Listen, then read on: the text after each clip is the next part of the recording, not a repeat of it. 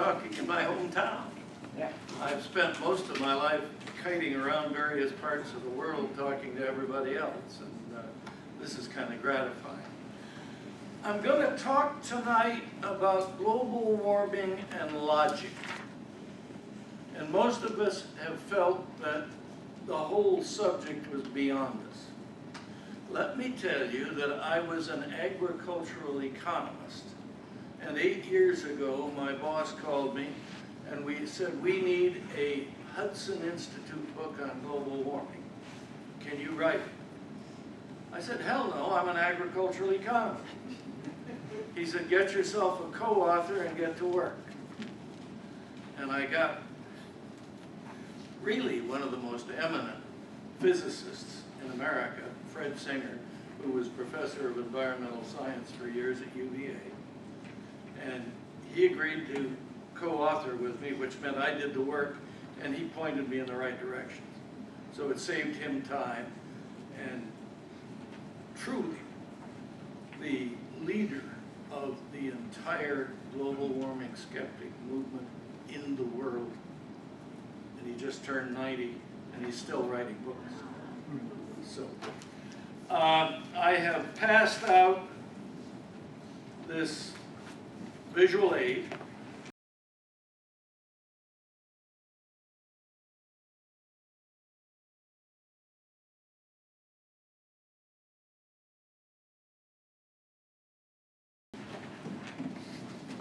Our public thinks that the temperatures of the world are unchanging, except in these rare instances of a big ice age, when everything gets very cold, but not anytime soon, and we didn't worry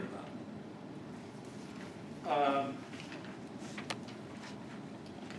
The book I co-wrote with Fred is called Unstoppable Global Warming Every 1,500 Years. If you look at that chart I just gave you of 10,000 years of our history, and you focus in on pieces of it, we have spent the last million years, half of it in warm, stable, human supportive weather that helped us learn and evolve and do better and better. The other half of that time has been spent in disaster. And the environment, the activists make a big deal out of the fact that we never know when we're going to push ourselves over past a tipping point and ruin the whole planet. Because the average human culture through the last 6,000 years has lasted only about 500 years. My new book is called Climate and Collapse: The Secret of Our Sustainability. Because what I've found is that virtually all of our predecessor cultures starved to death during the little ice ages. Short, cloudy, growing seasons with untimely frosts. Droughts as long as 300 years. One of those droughts at 2200 BC depopulated southern Greece, Turkey, the Tigris-Euphrates Valley, Egypt, and Ethiopia. A drought that big you can't walk away from. Also heavy floods, worse floods. Noah's flood at 2900 BC in the Tigris-Euphrates Valley apparently flooded 400 square kilometers for a long period of time. And Abraham later lived in the city of Ur at the mouth of the Euphrates, learned that legend, and it turns up 600 years later in the Bible.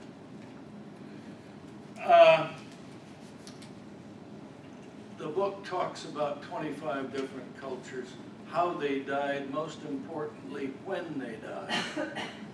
And virtually all died in the little ice ages. You may have noted Judith Curry's article in the Wall Street Journal on October 10th, The Global Warming Statistical Meltdown. Judith started out on the other side. She still tries to maintain a stance that she's in the middle. She's not. She has come to believe what we believe. We have a public, pretty much throughout the affluent world, that believes nothing changes our weather except CO2. Why they believe this is something of a mystery, because CO2 is a tiny trace gas, 0.4% of the Earth's atmosphere, and humans contribute 4% of that 0.4%. And if the Kyoto Treaty had been completely accepted and implemented, it would not have made a measurable difference in our temperatures. It's illogical. It's illogical. And recently we've had quite a lot of new research. The alarmists say that if all of this runs rampant, our temperatures will rise 1.5 to 4.5 degrees Celsius. And it will bring complete disaster. Anybody know how much warmer it got during the Holocene optimum between 9,000 and 6,000 years ago? 4 degrees. What happened?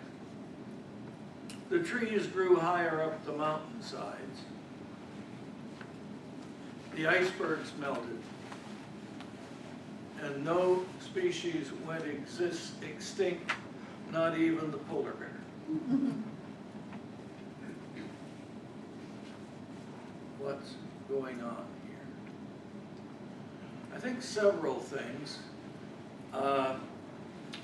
Probably the first is that we don't think we're capable of looking at this. We have to depend on somebody with a PhD in climatology. And most of those guys are on the take. I hate to say it, but they have magnified a small warming that is not unprecedented into fear around the world. And I want to talk mainly tonight about that fear. I've got a brand new, the models say that more water vapor and more clouds will warm the Earth. All the models say that. We have some new research about cloud cover in the Mediterranean.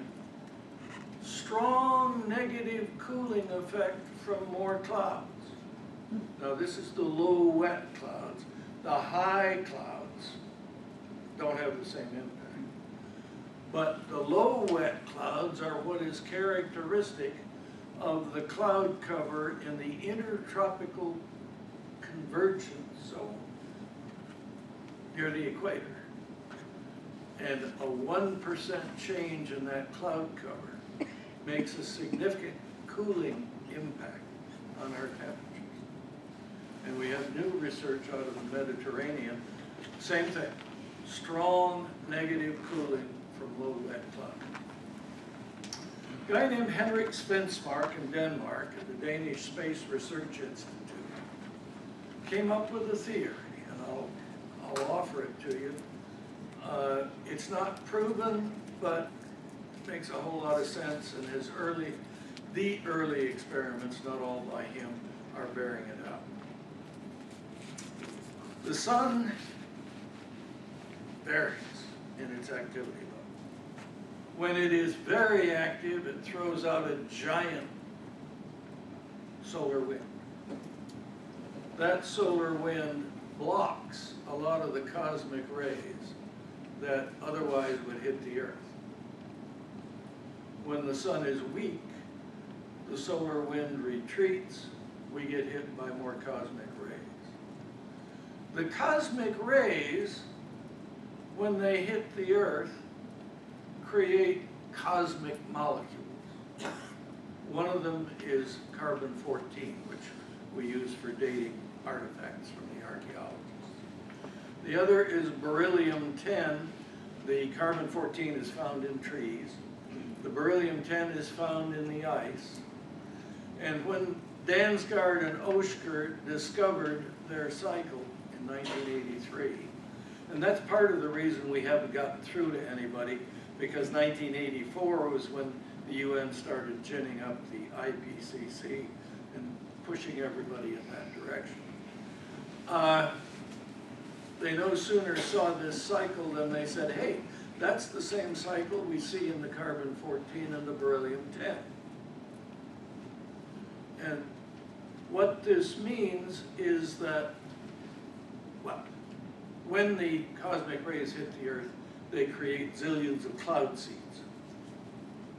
That's where you get the increased cloud cover. So when the solar wind is in retreat, lots of cosmic rays, lots of clouds, the Earth cools. When the sun is very active, the solar wind expands, fewer cosmic rays, fewer low wet clouds, the Earth warms up. It's logic. It's logic. And now we have this enormous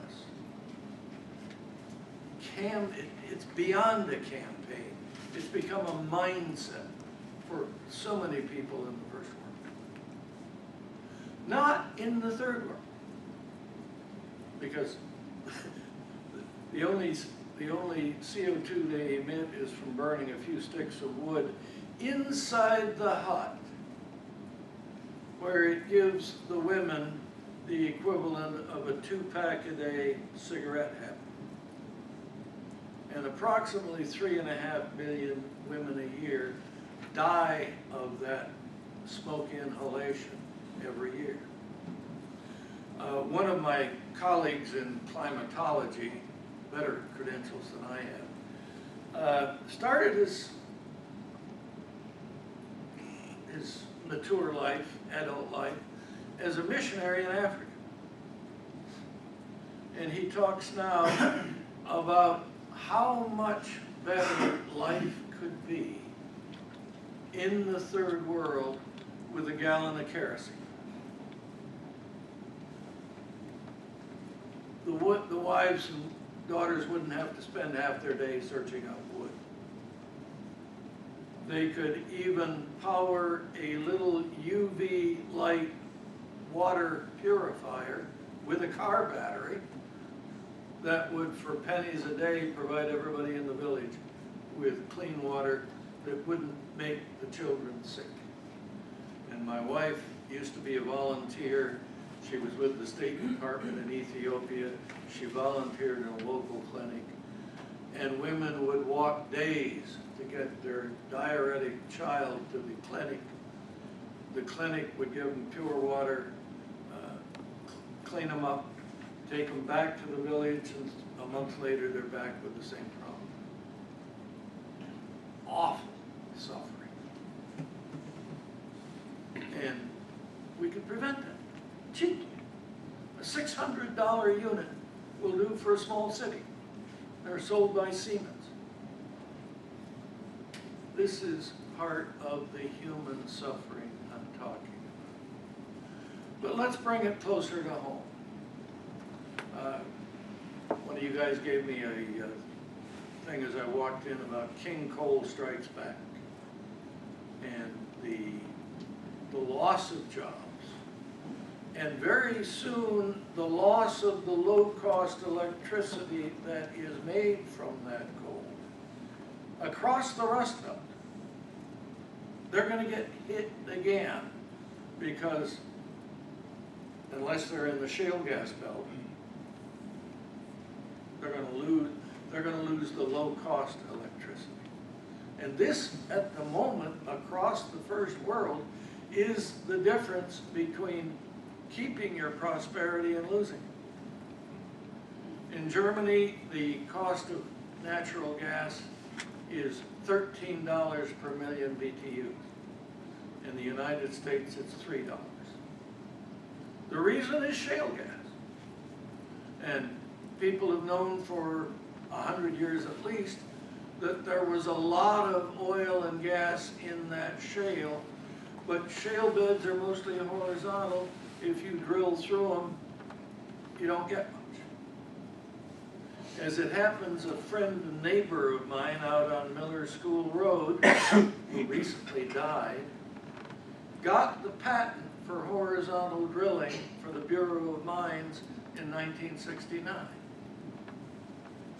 There was what they called a sand drill that you could bend a little bit underground. They said, hey, if we use that sand drill, come in on a shallow angle, we can drill straight horizontal. We'll drill ahead of the coal face, and instead of the methane collecting in the coal mine tunnel and blowing up, we'll let it seep off gradually. Worked. Hundreds of mines drilled with horizontal drilling. Major improvement in mine safety. And then finally, when natural gas began to be more valuable, some of those mine owners said, hey, we could sell this. And horizontal drilling and fracking took off. And as I say, Germany is paying $13 per million cubic feet for its gas, which is imported from Vladimir Putin. They get a really warm feeling when they think about Vladimir. Germany is in terror. The solar panels are approximately 34 times more expensive for electricity than burning natural gas. Wind power approximately 12 times as expensive. They're afraid they're going to have to leave Germany. And they're not just thinking about it. I recently took a trip to Alabama, stayed overnight in Cleveland, Tennessee. A whole bunch of empty motels. I said to the lady, it seems to be a slow weekend. She said, that's all right, we make our money during the week. We have 6,000 construction workers putting up a chemical factory for a German company named Wacker. $2 billion in investment, 650 permanent jobs. They are fleeing Germany's high-cost electricity. 11% of the homes in Great Britain are currently in fuel poverty, which means they spend more than 10% of their income on heating and electricity. The projection is that by 2020 it may be 50%, because Britain is running out of North Sea gas. They thought they'd build nuclear plants, but nobody will build a nuclear plant when natural gas is so cheap. The European Union has commanded them to shut down 9 of their biggest coal-fired power plants for emitting too much CO2. And the only answer they've been able to get political agreement on is building 20,000 wind turbines, most of them offshore. And if the bearings in an onshore turbine last only about 7 years, how long are they going to last out there in the pitching back and forth of the North Sea? Not long. It costs 80% of the original cost of the turbine to replace those bearings, and you've got to do it at sea 400 feet in the air. We're taking names of volunteers. Spanish government's already been bankrupted by solar power. Germany is looking at bankruptcy and wondering how they can get their public to come around to a more rational. Oh, by the way, these renewables, they're slightly erratic. I mean, for 2 weeks in the summer in Britain, the wind doesn't blow, and then 2 weeks in the winter, it doesn't blow. Air conditioning, heating, that's a problem. The European utilities have found they have to back their renewables 90% with fossil fuel plants in spinning reserve using fuel in order to keep the stoplights working and the lights on in the hospital. We're not saving any emissions. We're just creating 2 energy systems at more than twice the cost and getting nothing from it. Where does it go next? I wish I had that. Yeah. I'll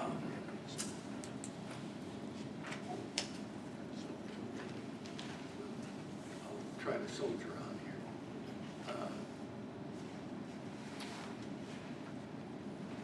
We're demanding no kerosene, no coal-fired power for the third world.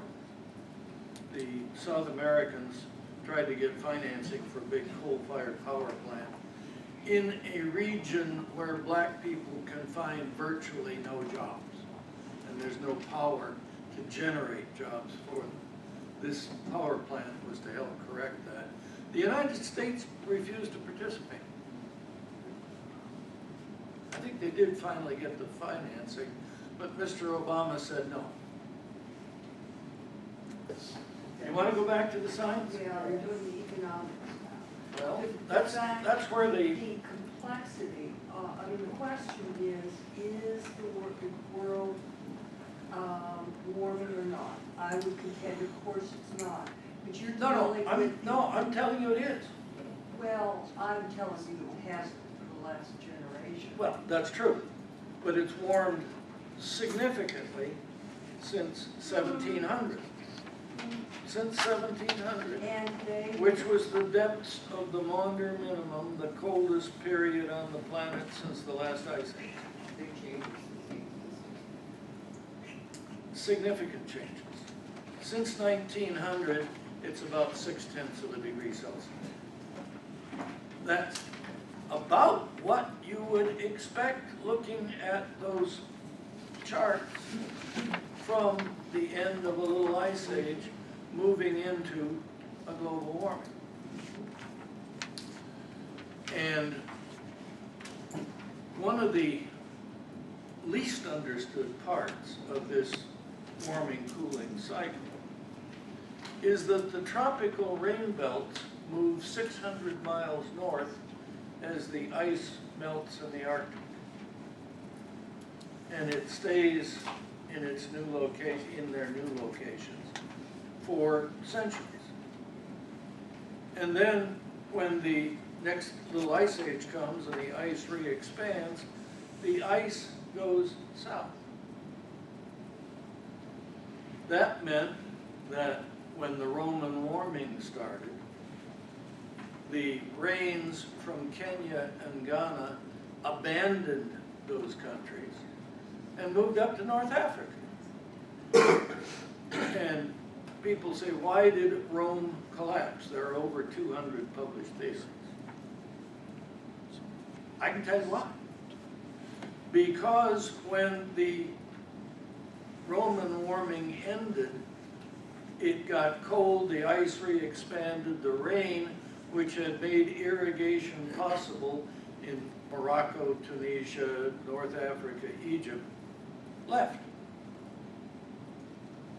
Rome was feeding 1 million people, 4 months of the year from Egypt, the other 8 months of the year from North African countries, and suddenly they couldn't grow the grain. And 100 years later, the city had 30,000 people. The Vandals, barbarians, were in Spain when the food began to get scarce. They said, we will invade northern Africa and revive the Romans' granary. They did. Captured. Couldn't grow the grape. And this kind of dramatic impact, we have no idea. We just don't understand. Dave? Kind of changing the subject, I'm interested in your thoughts on CO2. You know, how much CO2 is supposedly entering the year? What is the maximum amount of CO2 which should be tolerable and livable with in this country? And has the amount of CO2 increased 1/3 since the beginning of the industrial age? We're hearing a lot about The amount of atmospheric CO2 is up 25% since 1988.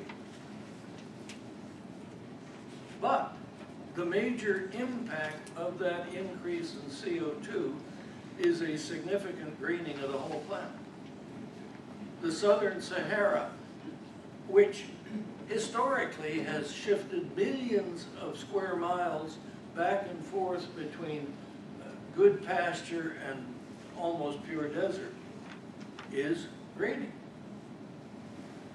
And during that Holocene optimum I talked about, with a 4-degree warming, you would have gotten a lot.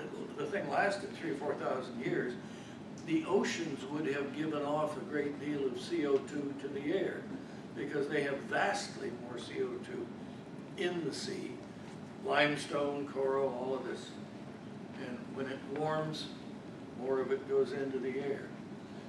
There is no proven danger to humans from CO2 levels similar to those which we lived through in the past. No polar bears going extinct. No walruses being smothered because there's not enough ice. Walruses always crowd together in haul-outs. You can find the clippings in the New York Times from years ago. And they always smother some of each other. And that helps keep the polar bears from going extinct because they can eat in the off-season. And this whole, all of the birds and animals and varieties of vegetation have been through this before, many times. Even the polar bears, which are a young species, have apparently been through 2 major ice ages and this Holocene optimum. I'm glad to see that you're a econ major because I'm a soil ag scientist, major in topsoils and genetics. I know what you're talking about. And these people talk about CO2. It's all they have to look around and realize that what does the trees and plants give us? Oxygen. Oxygen. They take CO2 in. And if we removed all the plants and trees, where would we be as a society? It's all supposed to cycle. That's exactly right. And But contemporary scientists have said several years ago that when Earth exceeds 400 parts per million of CO2, we will pass the tipping point. That will be the end, and nothing can be saved. We will be downhill. We passed 400 parts per million, I think 3 or 4 or 5 years ago, and they stopped talking about it. I don't know what their new tipping point is, but it used to 2 be. degrees. Well, We and that's, can't let it get more than 2 degrees and warm. that's going to happen in 20 or 30 or maybe grandchildren's life. Now, wait a minute. We haven't had any warming for 18 years and counting. Mhm. Biggest mystery in climatology. What happened? Would you like to know? The modelers were wrong. Well, of course they were wrong. They can't forecast ahead. They can't even reenact the climate we've had when the models try to do that. Because they don't understand the complexity and the number of variables. Exactly. But the biggest thing they don't understand is clouds. Yeah. Nothing that they have told us has much validity, except that it is getting warmer. And we are in this long, slow uptrend. But why is the planet not warming in the last 20 years? Pacific Decadal Oscillation. It's a 60-year cycle in the Pacific that we didn't discover until 1996. We were looking at why the salmon were disappearing in the Columbia River. And the fish biologists looked at the fish catch records over the last 100 years and realized, when they got out of the local data, that the Columbia River would have lots of salmon for 30 years and the Gulf of Alaska would have none, almost none. And then it would reverse. And so they looked at the other fish species being caught around the Pacific, and they found this same cycle in herring and anchovies and all the other fish that were being caught. The Pacific Ocean was changing the pattern of its currents. It was taking, the fish didn't move, their food moved. And it would move the food to the Gulf of Alaska and then back to the Columbia. Those cycles are approximately 30 years long. And when the Pacific, which is by far our biggest heat sink, when the Pacific warms, the Earth warms. When the Pacific cools, the Earth cools. It's not permanent. It's going to last 30, I've been predicting for 7 years, about 33, it'll start warming again, and that won't be permanent either. Unless we have a monitor. A Maunder minimum? A monitor we had 2, 3, 400 years. Well, yeah, but the Maunders only happened during the Little Ice Age. Expect to be terrified during the Little Ice Age.